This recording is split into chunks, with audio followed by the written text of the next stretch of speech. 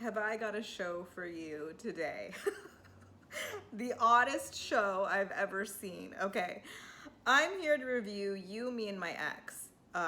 It's a new show on TLC. It's a season 1, episode 1, and I have to tell you, it is the oddest show I've ever seen. But I think we can have some fun with it. I do. I mean, if the world was a circus, this show would be like the Sideshow Oddities, because it's just the strangest freaking show I've ever seen. But okay, let's get into it. Okay, but before we get into it, I have to make a little disclaimer. I just started reviewing Love After Lockup. I just uploaded my first review of that show the other day, and I looked at that recap, and I can tell I'm really holding back and watering myself down in an effort to be, not totally offensive and politically incorrect. And while I still will be mindful, I can't hold back on this show. I gotta say what I feel. So let's get into it. This episode's called My Ex and My Next. And the first couple we're introduced to 3 couples. So this is really just gonna be an introduction to these characters.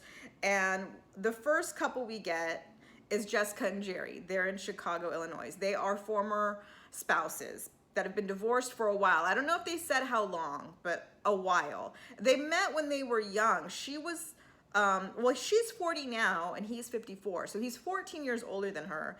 And they met when she was 20 and got married maybe a year later. They have 4 kids. I think like 3 boys and 1 young daughter. And the older sons are they're 20, 17, 15, and then they have a younger daughter. When the divorce first happened, it was very contentious. They weren't really getting along. But, now that time has passed, they have come to form a friendship. They're still co-parenting. And, they're still a family. So what happened, what led us to this point, of them living together.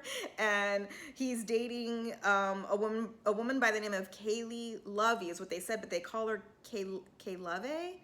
I think she's 26, so she's half of Jerry's age, keep in mind. So he's living on his own with his family. Jessica's ex-wife was in Utah. He met Kay Lovey at work. She was in the mall working a sunglass shop, and he passed by and thought she was beautiful. They went on a handful of dates. They really hit it off, and then he got sick. This is, mind you, pre-lockdown and all that stuff. He got extremely ill. I didn't catch the name of the illness, but he was admitted to the hospital, and his body was shutting down, liver shut down, pancreas shut down, lungs collapsing. It was really sort of tenuous. They didn't even think he would survive, but luckily he did. But now he's got a long road, ahead in regards to recovery, and he's gonna need some help when he gets back home, not just rehabilitating, but, with the kids. So Jessica moves from Utah to Chicago in with him to be helpful, which is, you're there for your family when you need them, and that's all well, good, and fine. But now I'm not saying he's 100% back to, perfect health, but he can certainly cook his own food now, walk around, make his bed, live his life. So why Jessica is still there, I'm not quite sure. Maybe if she's gotten used to being around the family, she could maybe get a nearby apartment. I don't know. But I mean, they're so close, okay, at this point. She's made herself so at home. She actually is shaving his nipple hairs.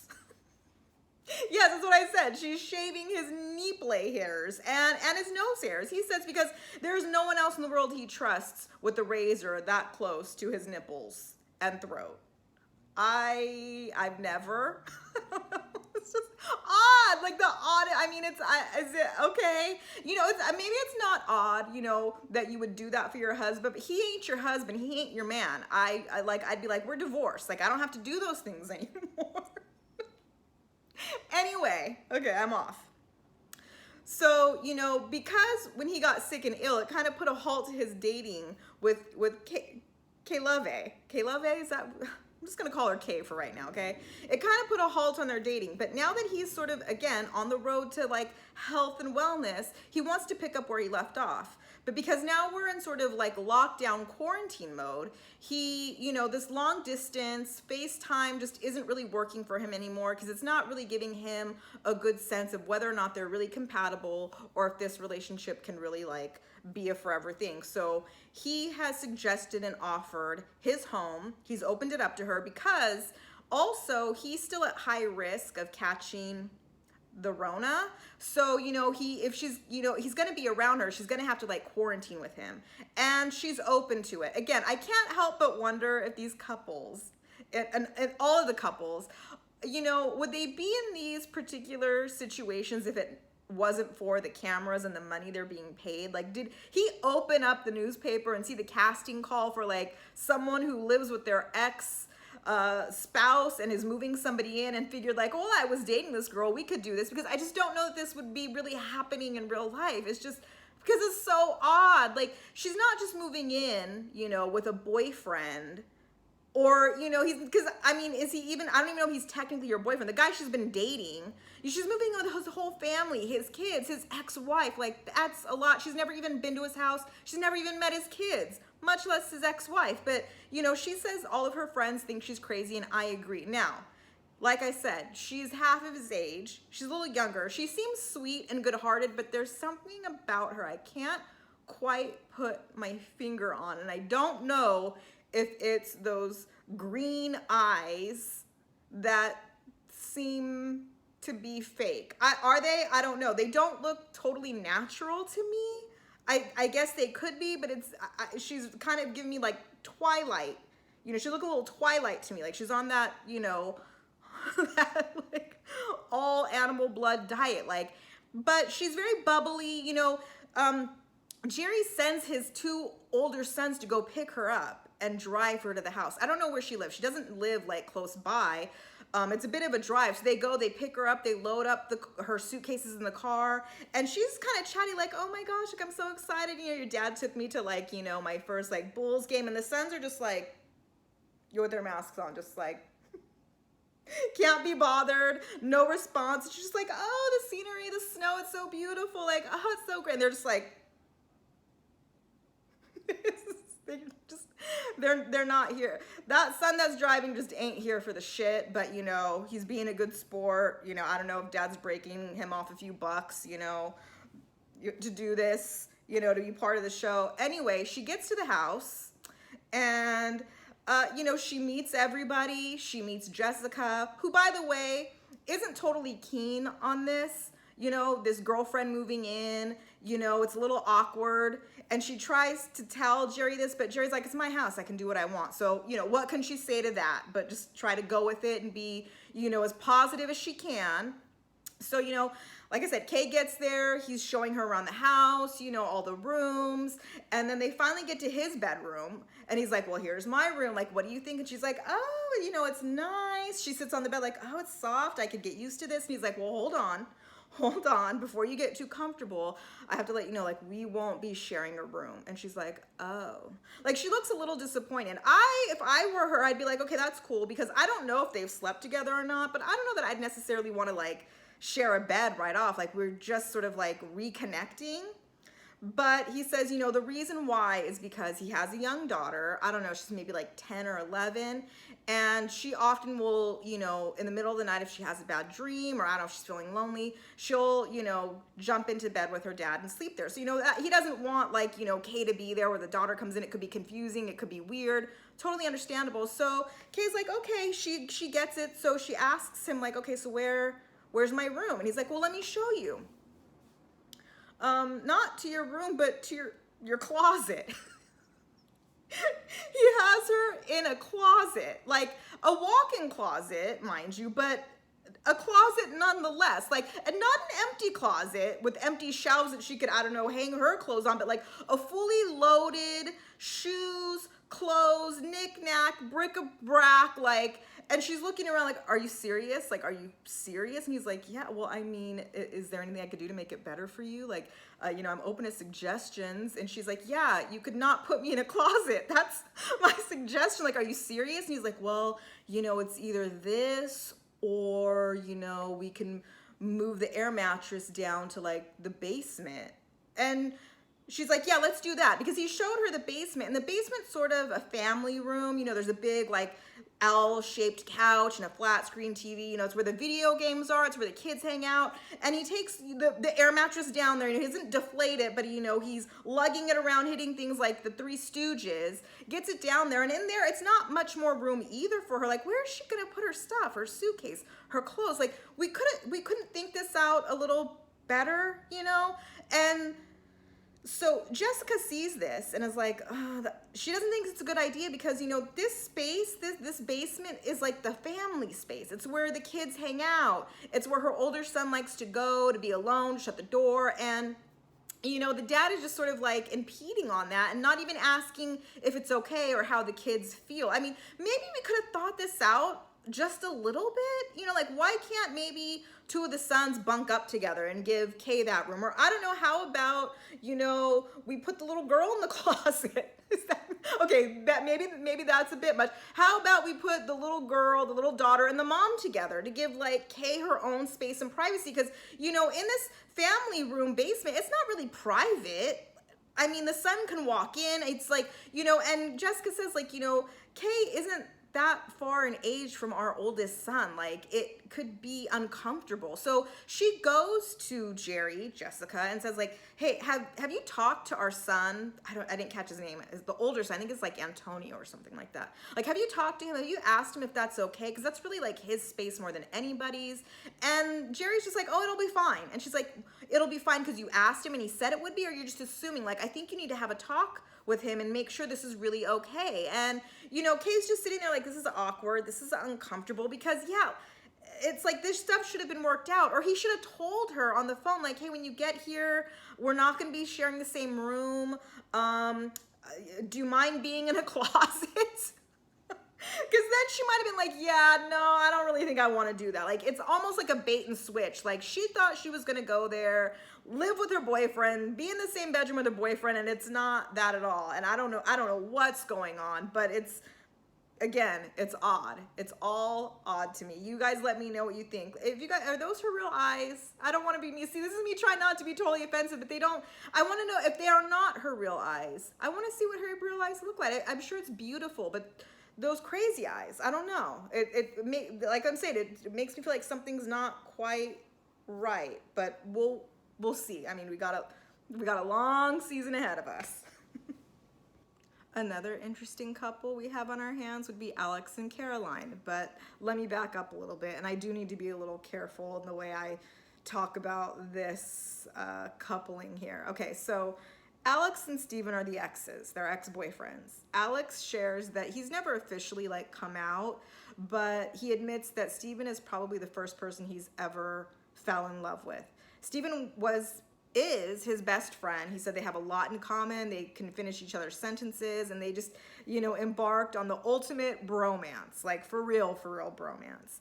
But the problem is, Alex says, is that Steven just isn't emotionally available or present for Alex the way he needs him to be. Okay. And also Steven cheated on Alex. And Alex is looking for somebody who will love him and accept him for all that he is, his true self. Enter in Caroline. Caroline is his former co-worker. She was actually his boss. And Caroline says when she met Steven, she assumed he was gay. And if I'm being honest, I probably would have made the same assumption. Until one night, he kissed her and she realized like, okay, maybe he's not so gay after all. And they've been together ever since. I mean, their relationship is cute. They're very silly together. They like to have fun. You know, she seems to accept him for who he is, like fully. I mean, he is who he is, and she loves it. And he loves her. He says, because, you know, you can't put him in a box. He lives outside the box. You know, if you're going to label him anything, he's a trisexual. He'll try anything twice. He's not really concerned with what's going on down there. He cares about what's going on in here.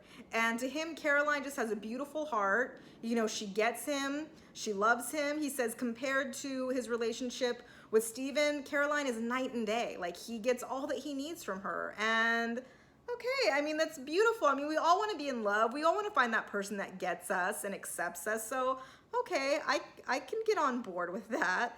But, you know, the issue for Caroline is a couple things. Number one, she is concerned that maybe later on down the road, she wonders if she will always be enough for Alex because, you know, he's had, you know, relationships with men and, you know, she's not a man, you know, or she doesn't have male parts. And is that something, you know, he's gonna be missing from life later on? Is that because it's not something she's really gonna be able to provide? But, you know, hey, if he is honest in that, you know, he really only cares about the human, the person, the heart, then that really shouldn't be a problem.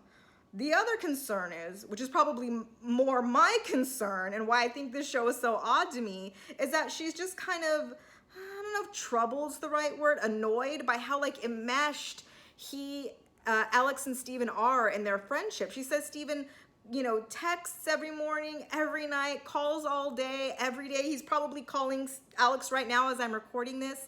And it's a lot for her. Like it's too much. And to me, that would be a problem, whether it's an ex-boyfriend, ex-girlfriend, like why are you still so close? Now, I don't want to be harsh and say that he should just cut Steven off.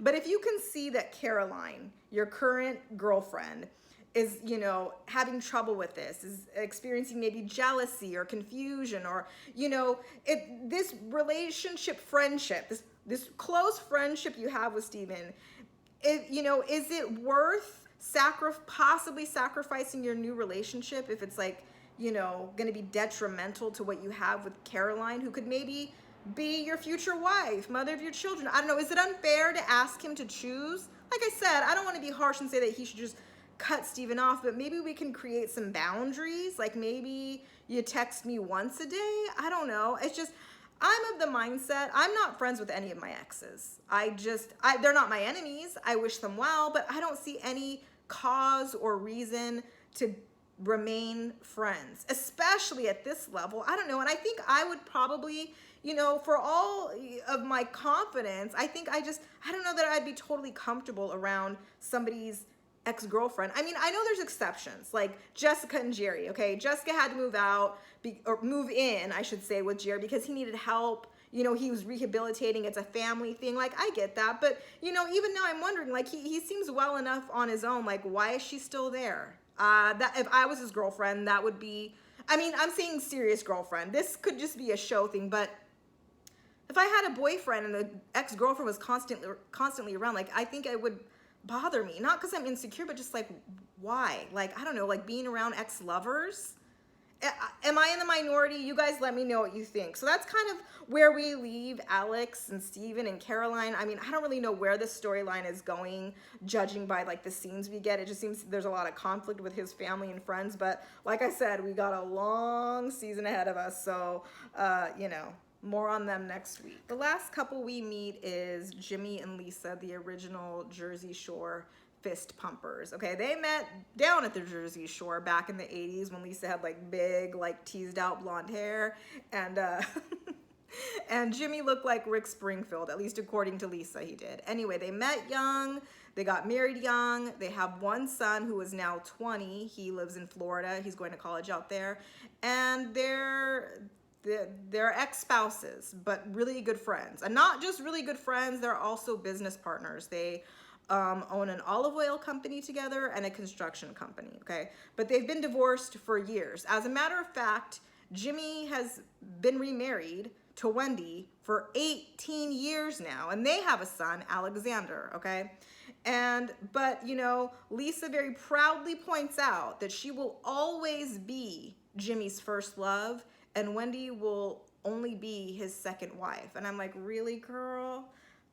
This is interesting. I mean, I don't know that Lisa's still in love with Jimmy, but I don't know, she holds on to that first love, you know, card real tight. And Wendy doesn't really even seem bothered by it. She's just like, you know, when she met Jimmy years ago, he wasn't officially divorced. He was just separated from Lisa at the time.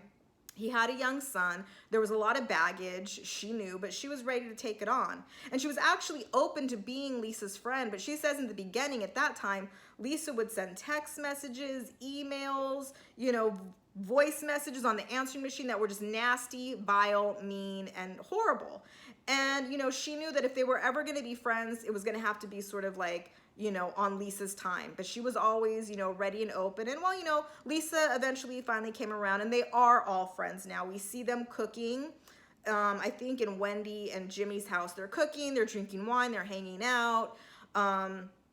You know, there's kind of this joke between, you know, Lisa and Wendy, because, you know, Wendy's saying like, you know, I've been married to him a lot longer than you were ever married to him. But Lisa's like, yeah, but I've known him longer. Okay, I mean, are we really doing tit for tat here? But you know, I just feels like, you know, Lisa, and I like them. I mean, I like her, but she's really like marking her territory. I mean, she's letting the audience know like where she stands. Anyway, at one point, Jack comes in. Jack is Lisa's fiance, you know, so they're this sort of happy foursome.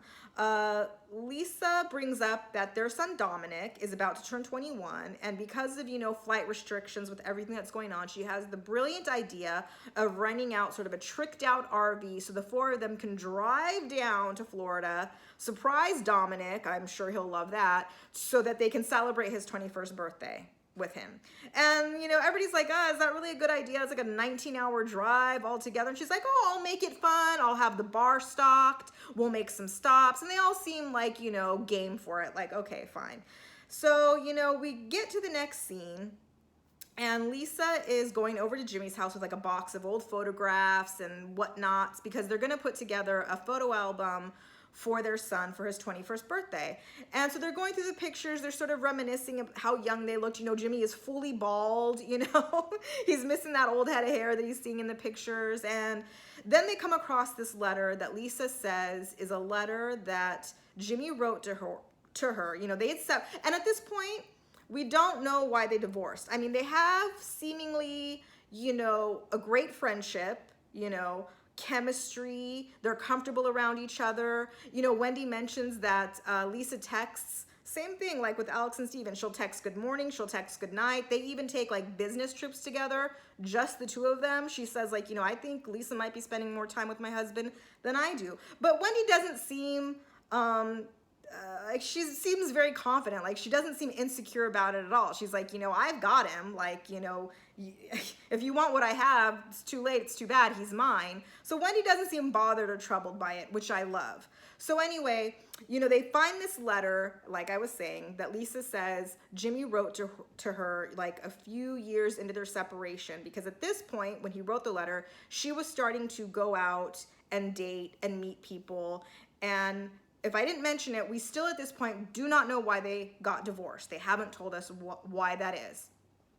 So she says she has this letter that she's never shown to anybody. She's never talked about it with anybody, but they're about to read it on national TV, you know, for the world to hear. And it's actually Jimmy reading it. And it's something to the effect of, you know, he's telling her, you know, Lisa, you're the love of my life. I will never get over you. I wish we could start over. You know, I'm sorry for the things that I did. And now I'm starting to wonder like, oh, did he cheat on her? Because that's kind of what it sounds like, okay? And he puts the letter down, and she's very emotional, Lisa. She's teary-eyed, and he seems a little choked up as well. And he says, you know, it's really unfortunate that the mistakes we make as like young people, as kids essentially, can like affect us for the rest of our life. So I'm thinking, okay, yeah, sounds like he probably cheated, but he hasn't come out and said it yet. And she's tearing up like, yeah, but you know, it wasn't just your fault. Like, it wasn't just your fault. So I'm like, okay, well, did she cheat on him? And then she would go on to say that, you know, if it was just, because, okay, finally, okay, I'm trying to remember how this goes in order. She's saying it wasn't just your fault. And then she says, I think the time has come that we tell Dominic, their son, the real reasons why we got divorced. Because for his whole life, you know, they divorced when he was very, very young. And he's always asked his mom, like, why did you and dad divorce? You know, when I see you guys and you're getting along, like, what could the problems have been? And she always just told Dominic, like, you know, me and daddy just figured it would be better, you know, for us to just be friends. Okay, maybe that's an explanation you'll take as a 7-year-old, but as an 18-year-old, 19-year-old, like I'm gonna need more of an explanation than that. Like there had to have been more than that. Like what set this off? But she never wanted to go into it because she never wanted to sort of, affect the relationship Dominic had with his dad, taint him, get, Dominic to turn against his dad, because she says like whatever hurt was caused to her was for her, between her and Jimmy. But she's saying to Jimmy now, like, I think we should tell him the truth, let him know what happened so he can process it, deal with it, figure it out on his own. And Jimmy's kind of like, okay, like, yeah, that we can do that, that's fair. But apparently we're only getting a small part of the story, because like I said, she mentioned that it wasn't just Jimmy's fault, but we don't know what fault she takes on. And now they're like sitting on the couch, all four of them, Jimmy, Lisa, Wendy, Jimmy's wife, and Jack, Lisa's fiance. And Lisa is saying like, I want to tell Dominic the truth. I want to tell him everything. And Jimmy finally says like, yes, I cheated on you. Okay, so it's confirmed he cheated. But he says, I don't think we need to go into the details. Like we don't have to tell him like, the down and dirty, details of it all. Like there's things between, couples and parents that like kids don't need to know. And I agree. But she's getting really upset. Like, no, like there's more to it than that. And it's my truth. And I want to share it. And he's like, you know what? You need to calm down. You're at a 14. I need you to take it down to a 3, because she's getting emotional. And I'm wondering like, okay, there must be a lot more to the story, because she also shared in her confessional that if it had just been the cheating, she could have dealt with that. She could have probably gotten over it and moved on and worked it out. So what else could it be? Did he cheat on her with like her sister? Did she cheat on him with like his father? Like what more scandal could there be? I mean, but them still remain as good friends as they are. I don't know. Are we gonna learn? Probably. But are we ready to just like spill all the tea on TV? I mean, let's just start with Dominic. That's what I'm saying. Like this show, like, would they be in these sort of predicaments if it wasn't for the cameras? And I don't know. That's all I know. So they're on the couch. She's upset. It's uncomfortable. Jack, the fiance, finally gets up and walks away. She gets up and walks away. Jimmy gets up, and Wendy's just sitting there with her wine like, I don't know. Wendy can't be bothered. Wendy ain't bothered. I'm down for Wendy. Anyway, that was the episode, you guys. Let me know what you think.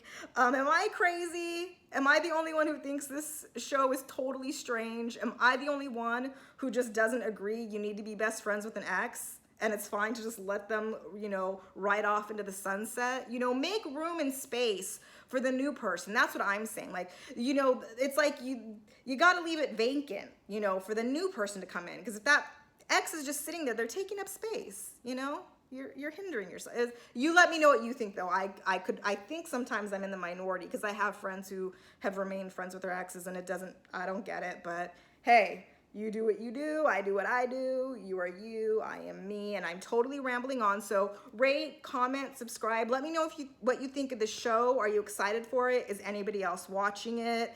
And I guess I will see you all next week for episode 2. Y'all have a good night. Bye.